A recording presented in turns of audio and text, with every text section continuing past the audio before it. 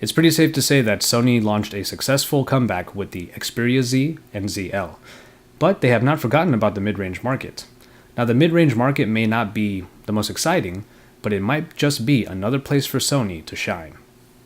Hey, it's Joshua Vergara from Android Authority. What's going on, everybody? And this is the Sony Xperia SP.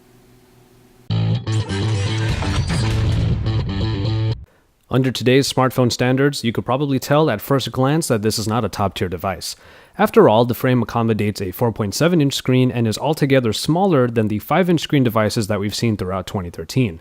Sony has proven itself with design on their flagship smartphones, and it shows on the SP's rectangular form.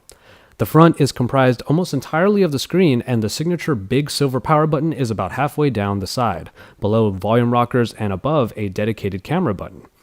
The frame is made of aluminum, which gives the phone some heft, a sturdy feel, and easily grippable flat sides. Around the back is the 8-megapixel camera surrounded by a removable matte plastic cover. And finally, at the bottom of the device is a see-through plastic that diffuses the LED notification light. This is definitely the most unique aspect of the phone's design and is an elegant yet different take on an otherwise typical Android smartphone feature. In the hand, the smaller form factor really helps the handling. The aluminum is a nice touch, and having a matte plastic back keeps the phone from slipping about.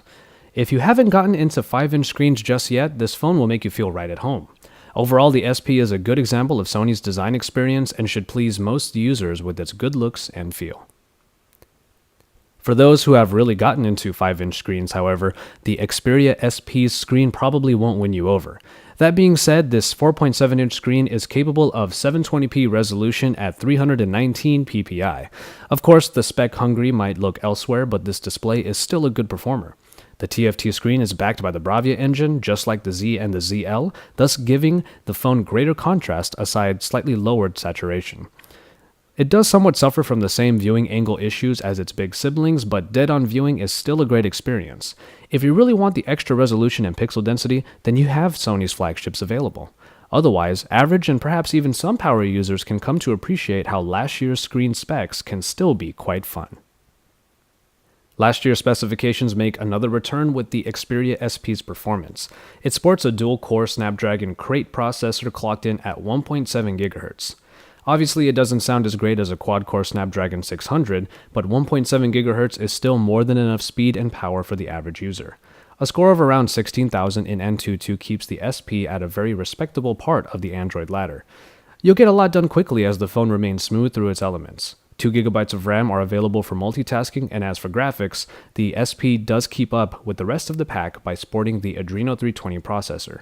Rest assured that the Xperia SP will be a more than capable companion.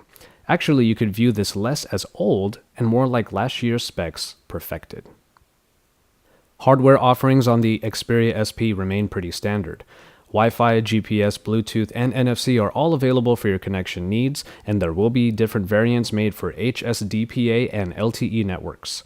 Only 8 GB are available for storage, but that matte plastic cover actually houses a micro SD card slot for SD cards of up to 32 GB in capacity. For a Sony phone sporting a Walkman app, the SP's rear-mounted speaker thankfully is a better performer than the ones found in the Z and the ZL. It's nice and loud without being as tinny.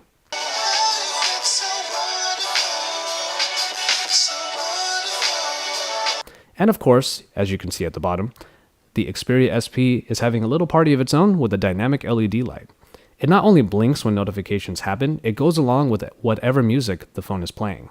It's a great addition that really sets this phone apart from its fellow performers, and it's definitely this phone's cool factor.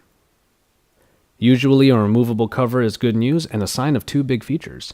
Unfortunately, I have to burst that bubble and say only one of those features made it onto the Xperia SP. I already mentioned the micro SD card slot, so sadly, the battery is not user replaceable. But it's not all bad news. For a 4.7-inch screen device, it packs a big 2370 mAh battery.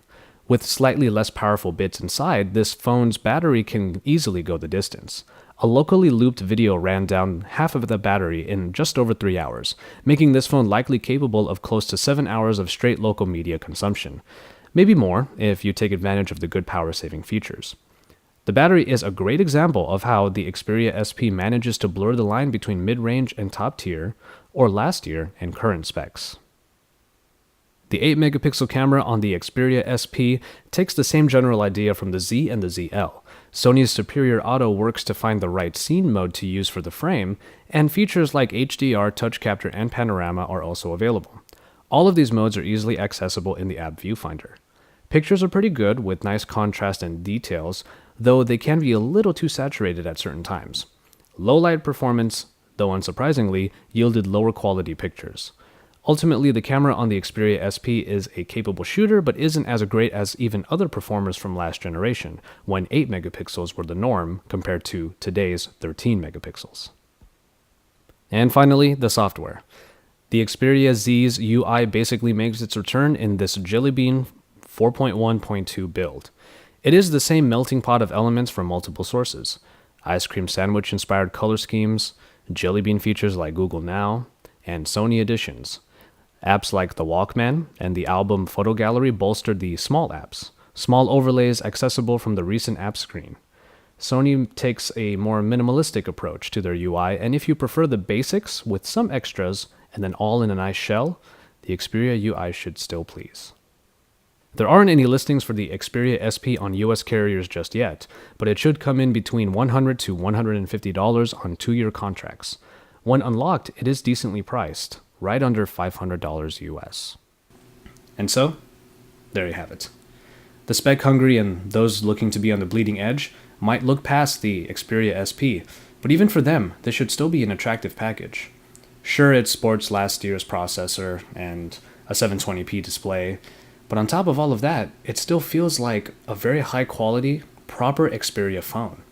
The price is a good selling point, as it's half the price of a lot of top-tier current devices, and when you add in a couple of the unique features it has, like the LED light at the bottom, you have a unique experience that a lot of people should still have a lot of fun with.